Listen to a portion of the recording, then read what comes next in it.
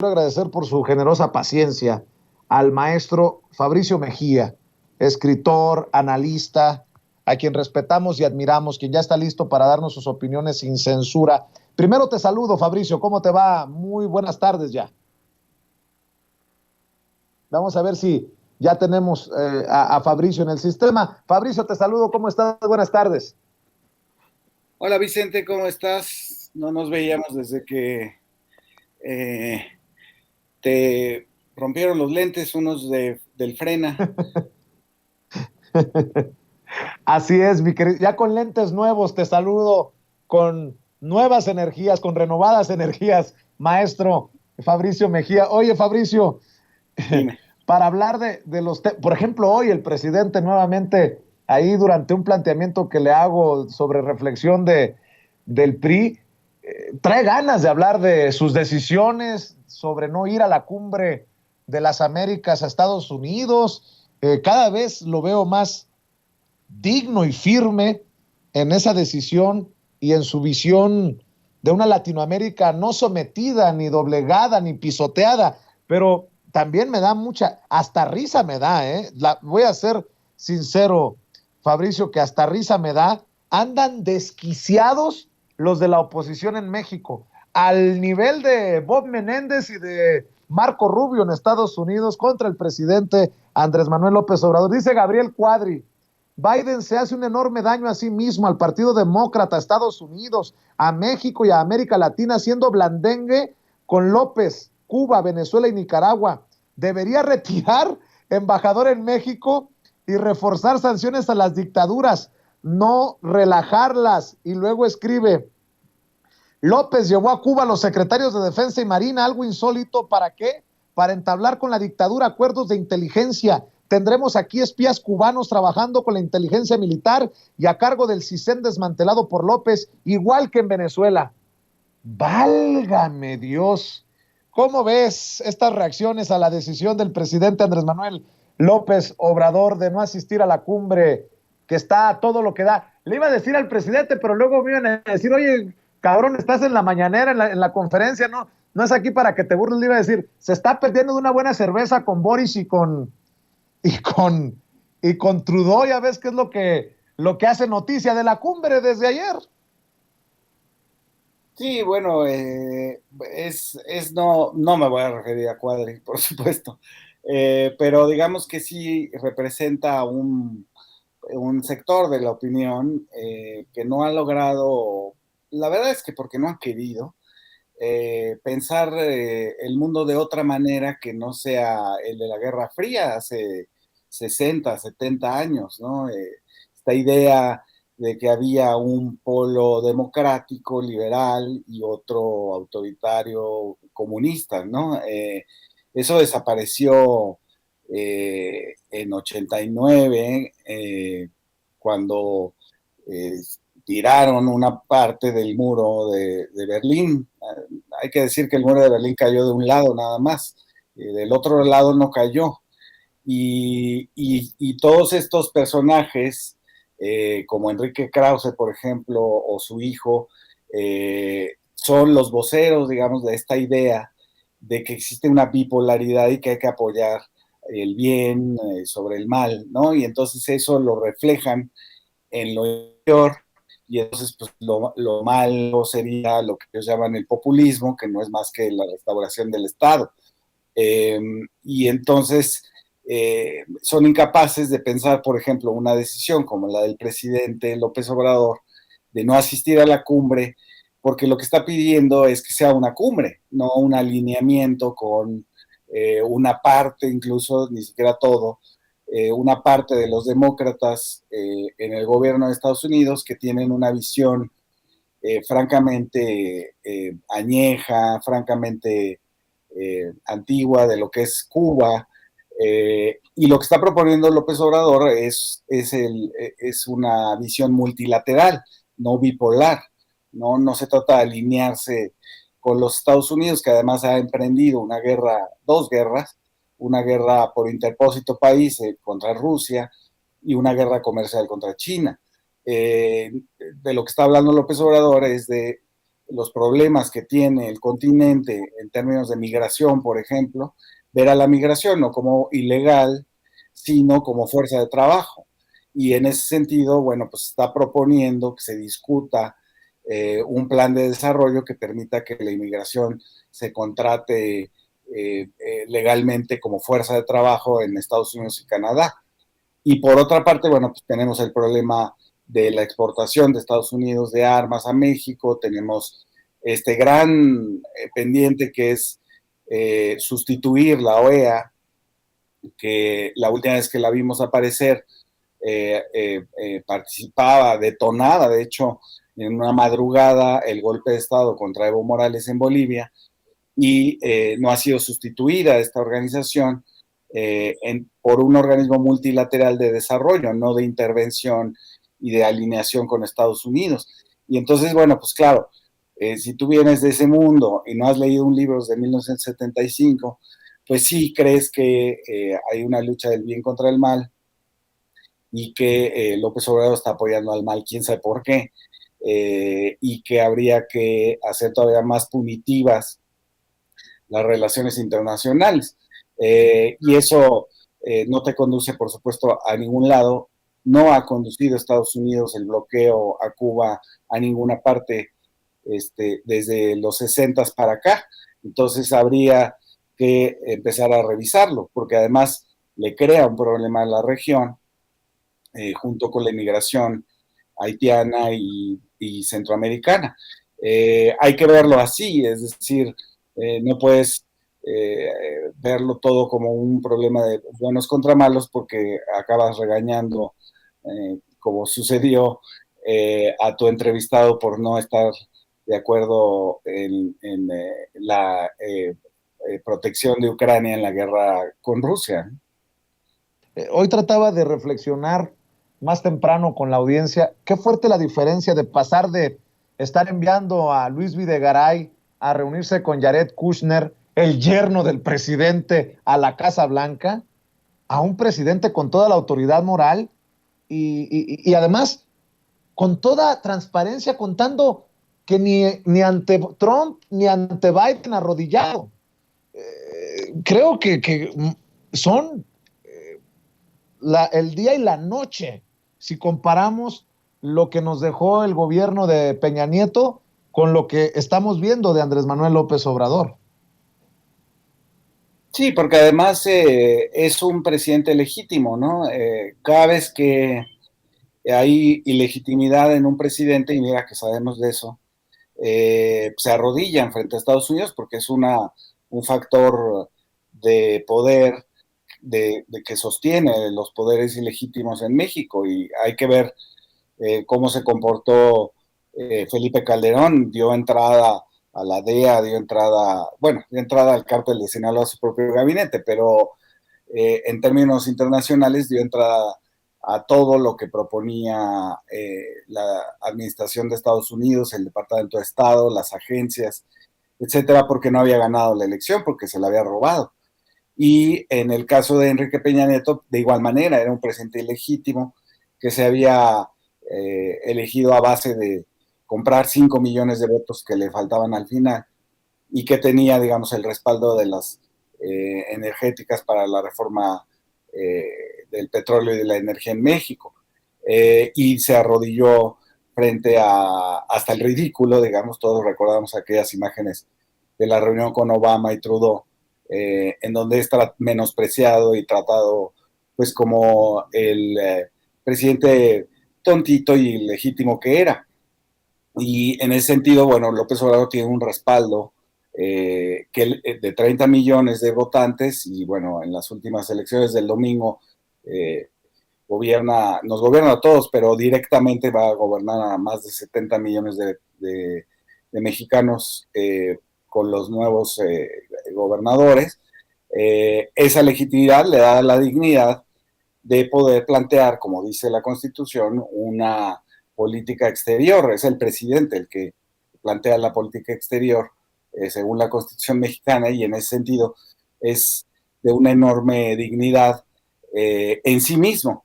Ahora, si lo comparas ya con el recibimiento cuando era candidato de Trump, de parte de Luis Videgaray en el gobierno de Peña Nieto, o de estos ridículos de las senadoras del PAN poniéndose camisetas a favor de Hillary Clinton, como si ellas fueran votantes norteamericanas, entonces la dignidad crece mucho más, ¿no? Entonces, en ese sentido me parece que lo que está planteando López Obrador es un cambio, que inventemos, digamos, un cambio en la relación con esta potencia en declive que es los Estados Unidos, comercialmente, y que sigue siendo una potencia militar muy importante junto con Rusia y China en el planeta, y lo que está planteando es otro tipo de visión, ¿no?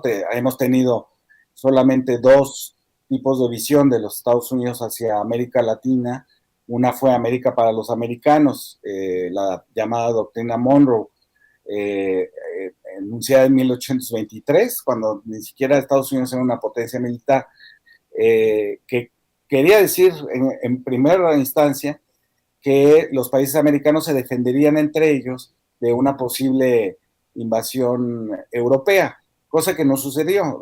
A México lo invadió Francia y nadie hizo nada, pero luego se convirtió en el derecho de los Estados Unidos a intervenir militarmente en América Latina, como lo hizo el resto del siglo XIX y en el siglo XX.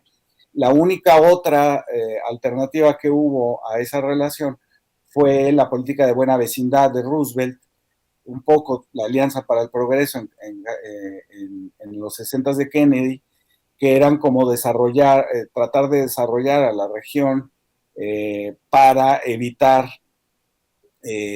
la revolución. Ahora de lo que se trata es de desarrollar a la región para evitar la inmigración. Y en ese sentido, lo que está invitando López Obrador es que se discuta esto, se discuta una nueva relación que no sea hegemónica, que sea multilateral, en vista, digamos, de que los Estados Unidos ya no tiene la fuerza comercial que en algún momento tuvo en el mundo. Y por otra parte hay que pensar también que si, así como López Obrador es muy legítimo y muy digno en su política exterior, también Joe Biden es un presidente que no es muy fuerte, no es fuerte. Tiene a una mitad, digamos, de los electores de su país en contra. Hay, por sorpresivo que parezca, un buen porcentaje de los republicanos que siguen creyendo que hubo fraude electoral ahí y que siguen apoyando a Donald Trump. Entonces, también hay que pensar que Biden no las tiene todas consigo y que es, como muchos de los últimos presidentes en Estados Unidos, un presidente acotado por las corporaciones, acotado por los lobbies, acotado por la propia mayoría en el Congreso, ¿no? Esta división, ahora sí, ahí sí, polarizante, que le impide a Joe Biden hacer algo, porque sabemos, digamos, que Biden, cuando fue secretario de Obama, bueno, pues sí plantearon ellos una nueva relación con Cuba y comenzaron algunos pasos en ese sentido, pero después se echó todo para atrás, de hecho se hicieron más crudas las medidas contra la isla y contra la gente que vive en Cuba, y lo que hay que reconocer es que eso no va a llevar en ninguna parte. Fabricio, para cerrar, también el presidente aprovecha para, en esta coyuntura,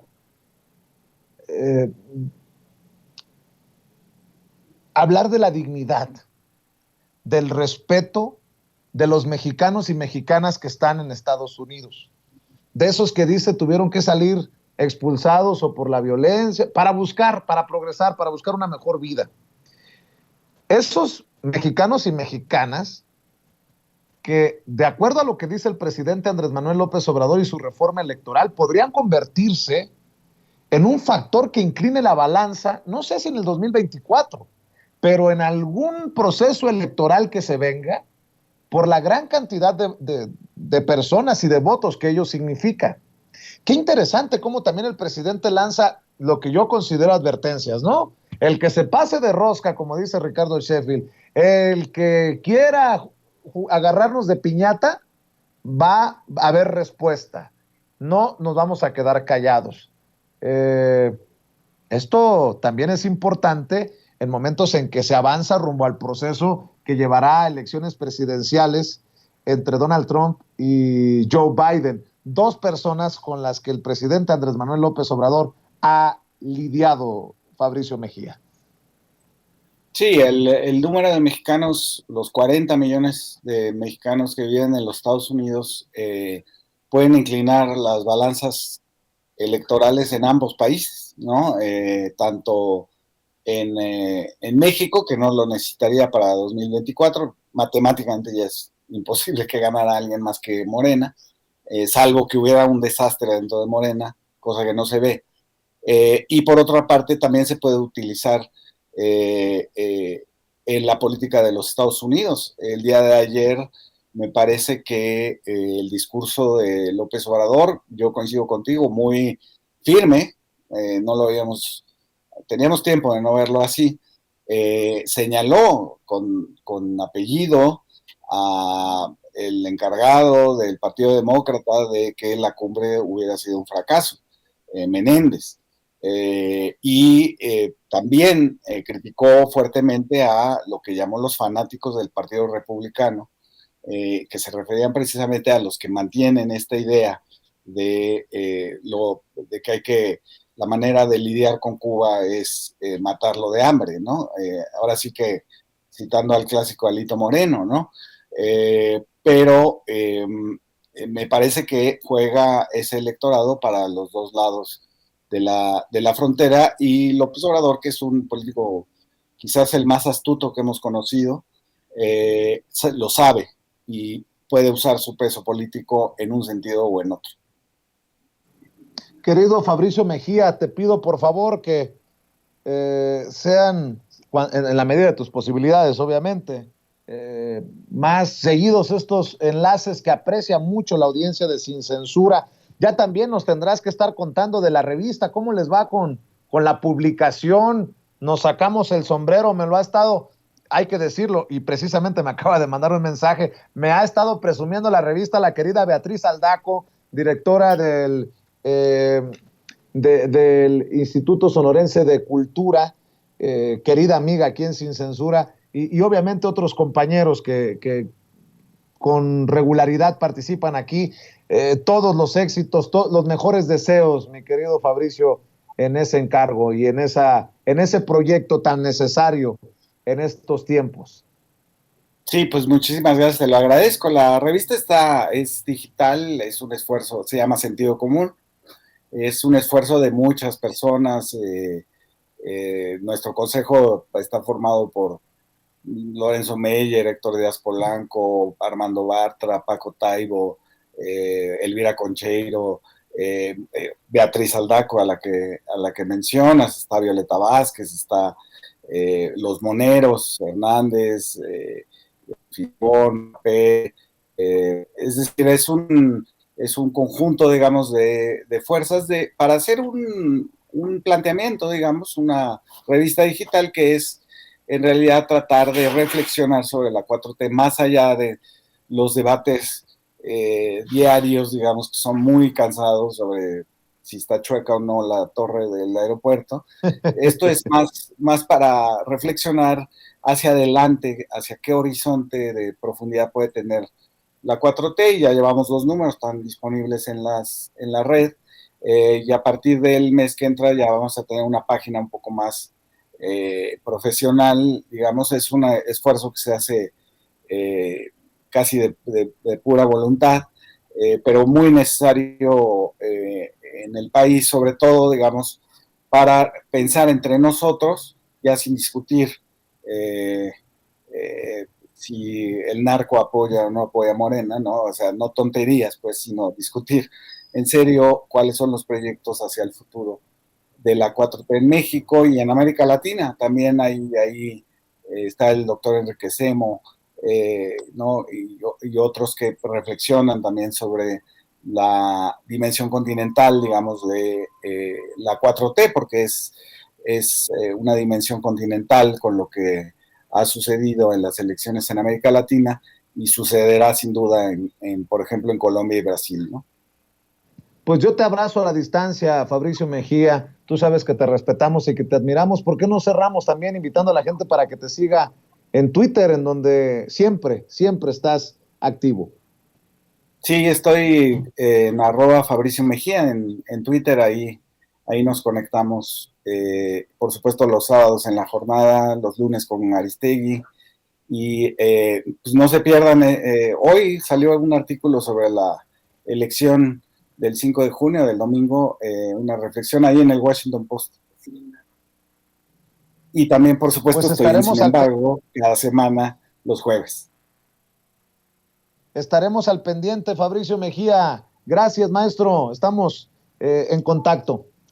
Gracias. Cuídate los lentes. Un abrazo. Sí. Al paso que vamos, todos nos vamos a tener que cuidar los lentes.